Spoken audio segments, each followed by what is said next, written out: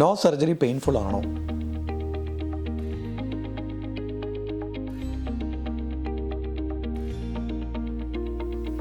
Welcome to new face.